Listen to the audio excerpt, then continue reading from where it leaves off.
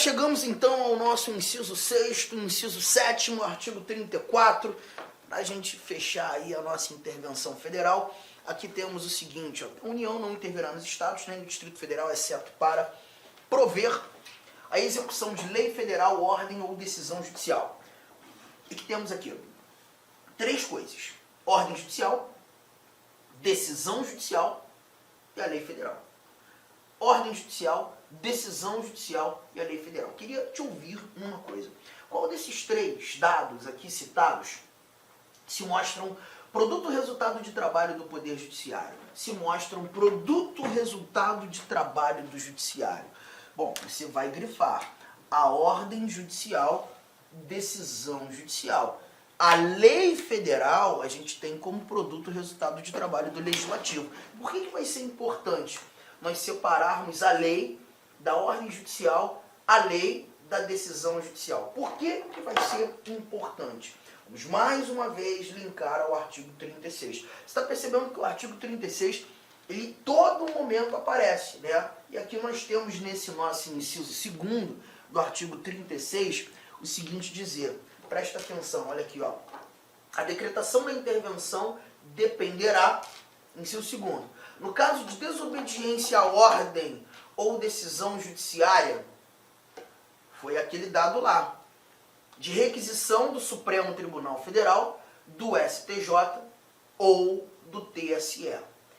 STF, STJ, TSE. Gente, quero que você monte o seguinte. Monta já isso aqui, ó. Monta isso aqui, por favor. Ó, intervenção por requisição. Escreve, escreve, escreve. Escrever é bom. Escrever faz com que você consiga guardar mais. Ser preguiçoso. Vamos embora. Intervenção por requisição. Aqui você está tratando do artigo 34, inciso 6º.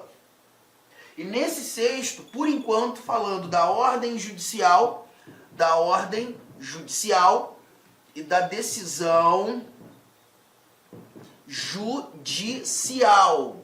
Ordem judicial, decisão judicial, ok? Combino esse nosso artigo 34, inciso 6º, com o que lemos no artigo 36, inciso 2º. 36, inciso 2º. Já sei que se a intervenção é por requisição, não há necessidade do controle político do Congresso Nacional. O Congresso não precisa aprovar. Ok? Só que aqui a gente viu nesse inciso 2º que a requisição, nesse momento, pode partir de três tribunais: STF, STJ e o TSE. Isso aqui já tem que estar no teu caderno. Isso aqui já tem que estar no teu caderno. Esse é o escopo sobre o que nós desenvolveremos. Esse é o escopo sobre o que nós desenvolveremos. Anote isso aí. Anotou? Guardou? Lembrou dos três tribunais? STF, STJ, TSE? Guardou? Então vamos embora. Presta atenção nesse detalhe aqui, ó. Presta atenção nesse detalhe aqui.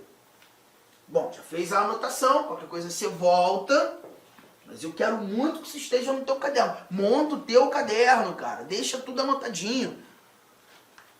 Olha que barato. Vou trazer a estrutura do Poder Judiciário. Juízes do direito, juízes federais, juízes do trabalho, juízes eleitorais e os juízes militares. Primeira instância. Segunda instância, tribunais de justiça, tribunais regionais federais, tribunais regionais do trabalho, tribunais regionais eleitorais, e nós não temos tribunal de segunda instância na Justiça Militar Federal. Instância superior, STJ, TST, TSE e o STN. Superior Tribunal de Justiça, Tribunal Superior do Trabalho, Tribunal Superior Eleitoral e o Superior Tribunal Militar. E, acima de tudo e de todos, o Supremo Tribunal Federal. Bom, a estrutura está aí, a estrutura que todo mundo conhece. Vamos criar, então, aqui a nossa brincadeira. Vamos imaginar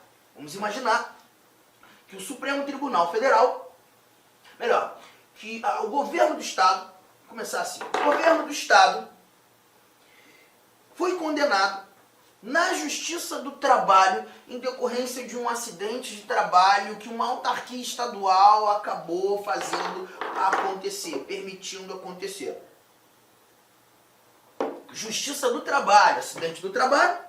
Na primeira instância, o governo do Estado foi condenado na casa do milhão, quase bilhão, dinheiro absurdo.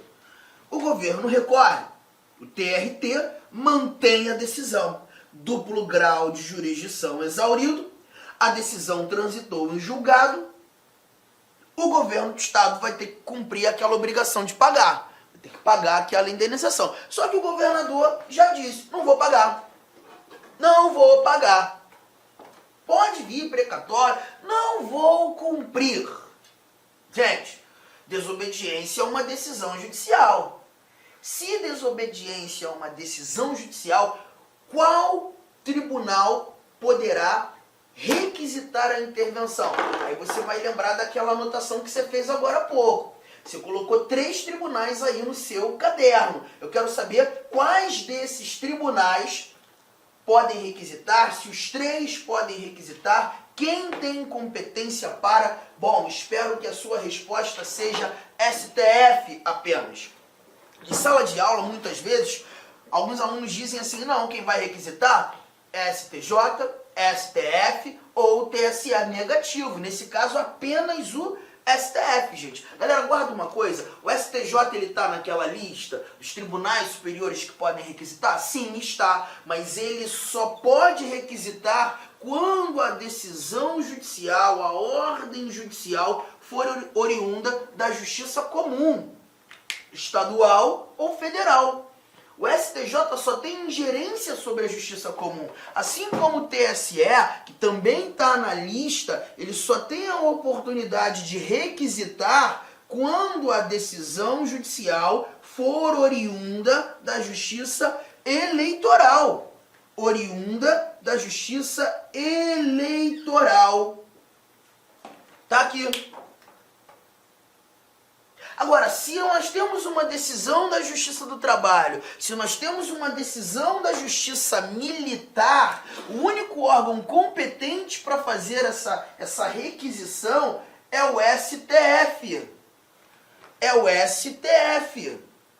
O Supremo Tribunal Federal, na realidade, pode requisitar a intervenção em decorrência de desobediência de ordem ou decisão judicial oriunda de qualquer justiça. O Supremo Tribunal Federal está para todas as justiças. Todas elas. O TST não está na lista. Então, se pintar a alternativa em questão de prova dizendo que o TST tem condições de decretar, de requisitar a intervenção, não. STM, Superior Tribunal Militar, também não. Então tome cuidado, você tem 3 tribunais superiores que podem fazer a requisição, mas o STJ nem sempre será competente, o TSE nem sempre será competente, o Supremo será competente sempre, para qualquer desobediência de ordem ou decisão judicial. STJ, apenas quando a ordem, decisão judicial for oriunda da justiça comum. TSE, apenas quando a ordem ou decisão judicial for oriunda da justiça eleitoral. E essa estrutura do Poder Judiciário precisa ser lembrada, para que você não tenha problemas e resolução de questões que tratem disso. Juntos? Tranquilo? Então vamos mais. Vamos avançar aqui. Nossa próxima... Opa, peraí. Deixa eu voltar para o nosso artigo de número 36. Nesse 36, eu não sei se você lembra, nós falamos da ordem judicial, nós falamos da decisão judicial, mas faltou aqui a nossa lei federal.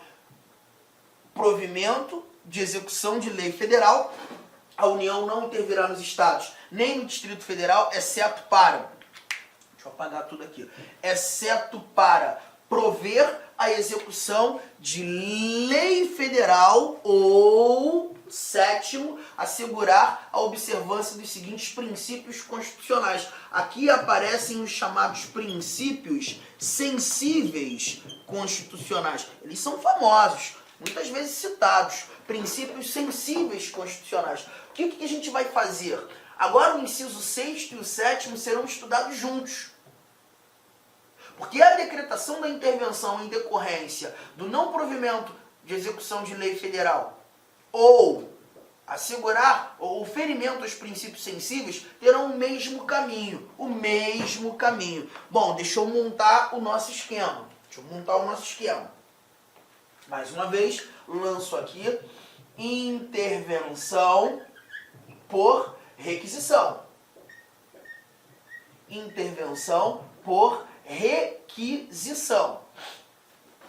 Nesse momento, artigo 34, inciso 6º, prover execução de lei federal, artigo 34, inciso 7º, ferimento, vamos ler esses princípios, ferimento aos princípios sensíveis constitucionais. E vamos combinar, teremos que combinar esses dois valores, motivos da intervenção, com o artigo 36, inciso 3º. Olha que barato. O 36 foi combinado em vários momentos. O 36, inciso 1º, fez aquela combinação da solicitação do legislativo do executivo e requisição do judiciário quando rola coação, impedimento ao livre exercício dos poderes. O 2 foi combinado com a desobediência de ordem judicial, desobediência de decisão judicial. Aí vimos que 3 tribunais podem fazer a requisição. Supremo sempre. STJ, TSE, eventualmente. E também vimos, deixa eu lembrar, agora, o 36, inciso 3º, que vai ser justamente o que nós iremos discutir aqui. Quando o Estado não cumpre regras de lei federal, o Estado simplesmente descumpriu regras de lei federal, não executou regras de lei federal, não proveu a execução da lei federal. A gente vai combinar isso aqui. E quando o Estado age ferindo um dos princípios sensíveis. Deixa eu te mostrar os princípios sensíveis. Eu só preciso que você já anote isso aqui. Anote isso aqui. Anotado? Beleza. Show. Vamos para a nossa telinha dos dispositivos. Num primeiro momento, agora, simplesmente conhecer os princípios sensíveis. Porque o inciso 6º aqui, a parte da lei, é justamente o Estado não cumprindo regras de uma lei federal. Tinha que cumprir, não cumpriu. E o 7º, assegurar a observância dos seguintes princípios constitucionais. Letra A, a linha A, forma republicana, sistema representativo, regime democrático. Aqui nós temos 3 coisas que caminham juntos. Regime democrático, a democracia, poder do povo, forma republicana, sistema representativo, a gente leva em consideração, inclusive, algumas características da república. Por exemplo, quando a gente fala de república, características da república, a gente lembra de eletividade, que o chefe do executivo, e é o presidente da república, toda república tem presidente, o cargo de presidente é um cargo eletivo. Representatividade, para que alguém se torne presidente da república, ele vai ter que atender à vontade da maioria absoluta do eleitorado. Tá? E mais, responsabilidade, temporalidade, porque a temporalidade está relacionada ao tempo de exercício que esse presidente tem. O cargo de presidente não é vitalício, é por tempo determinado, existe um mandato. E a responsabilidade é o presidente ser responsável pelas suas condutas. Pode ser responsabilizado por eventuais crimes que praticar. E aí a gente vai perceber que essas regras da República, a gente tem para o presidente, também por simetria se estenderão aos governadores. Por exemplo, vamos imaginar que num ano de eleição, para a escolha de governador, seja eleito um governador em primeiro turno que não atendeu à maioria absoluta. Não atendeu os 50% mais um voto válido o eleitorado. Então a gente já está atingindo o regime democrático, poder do povo, não foi a vontade da maioria do eleitorado, atingindo uma das características da república, que é a representatividade, a ideia do sistema representativo. Caramba, se um governador é eleito sem a maioria absoluta, a gente tem uma violação a um princípio sensível naquele estado. Há motivo de intervenção. Violação é um princípio sensível. Mas, olha mais princípios sensíveis aqui. Direitos da pessoa humana. Isso aqui é difícil, porque é subjetivo demais. Vamos imaginar que num determinado estado, a atuação da polícia, diligências em comunidades carentes, vem sendo meio que irrazoável, em horários não razoáveis, troca de tiro não razoável, uma atividade muito pesada e consequências desastrosas. A gente tem aqui a possibilidade de ter o Estado, violando o princípio sensível, quando agindo desse jeito, ofendendo direitos da pessoa humana. Autonomia municipal. Municípios até 1988 não tinham autonomia, não gozavam de autonomia, não eram unidades da federação. Passaram a ser a partir de 1988. E o Constituinte, por entender nesse momento que os estados precisam respeitar a autonomia dos municípios, estabeleceu a autonomia municipal como princípio sensível. Inicialmente eu quero pedir licença para vocês porque atrapalhei os seus estudos, mas essa videoaula é uma videoaula demonstrativa do site LAC Concursos. Eu sou o professor LAC, especialista em concurso público. Somente em 2022, isso mesmo, eu já tive a oportunidade de ser aprovado em 7 concursos públicos. Eu estou aqui para te ajudar. Gostou dessa videoaula? Quer continuar assistindo? Aliás, quer fazer o nosso curso completaço? Inclusive com personal coach, que eu estudo em regime de metas, na qual eu tenho certeza absoluta, se você cumprir todas as nossas orientações pedagógicas, cumprir as nossas metas de estudos lá no dia da prova, no dia 4 de dezembro, salvo engano, É isso mesmo, dia 4 de dezembro você vai fazer uma excelente prova para o socioeducativo do Espírito Santo. São 400 vagas, mas cadastro de reserva. Eles vão habilitar milhares de pessoas e muitas pessoas serão convocadas além do cadastro de reserva. Por quê, professor? Porque são 2 anos de validade por mais 2, 4 anos de validade. Professor, quanto custa o curso da LAC Concurso? Apenas 10 parcelinhas de R$30, é isso mesmo, 10 parcelinhas de R$30 você vai ter esse curso super completo, atualizado, atualizadíssimo, será o melhor investimento de sua vida, o melhor custo-benefício da sua vida, 10 parcelinhas de R$30.